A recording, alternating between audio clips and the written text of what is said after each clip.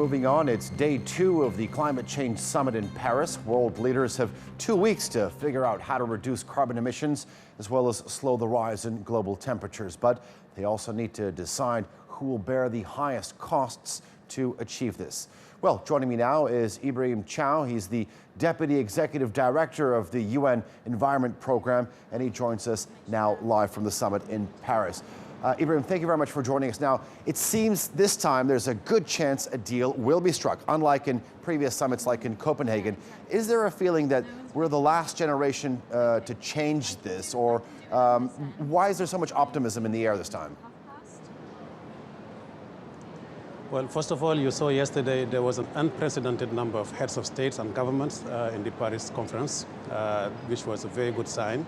Secondly, more than 183 countries have submitted themselves to preparing the climate action plan, and that was a voluntary contribution to show that they are willing to actually come and negotiate.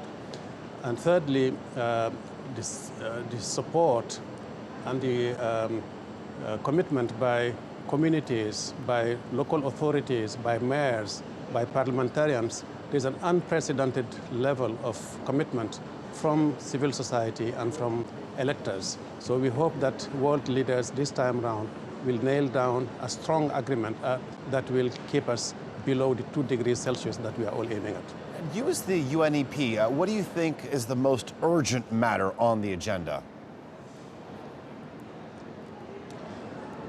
Clearly reducing the emissions, and to do that we have to go towards cleaner energy and reduce also the emissions coming from soil. So on the energy side, we know that the technology is now there. We know that the price has dropped down by more than 80% over the last 8 years. We know that investment opportunities present themselves to countries that have no access to the grid.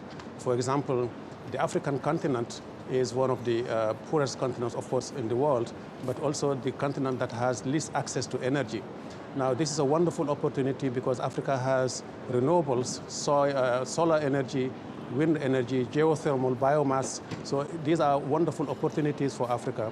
And Africa has come to this meeting now with a big African renewable energy initiative that is supported by UNEP and others. It's also wonderful.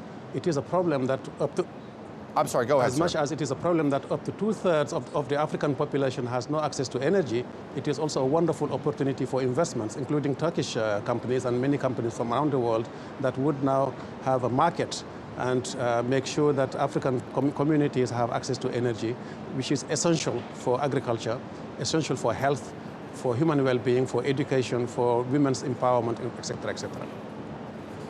All right, Ibrahim Thiaw, the Deputy Executive Director from the UN Environment Program, joining us live from Paris. We thank you for that analysis.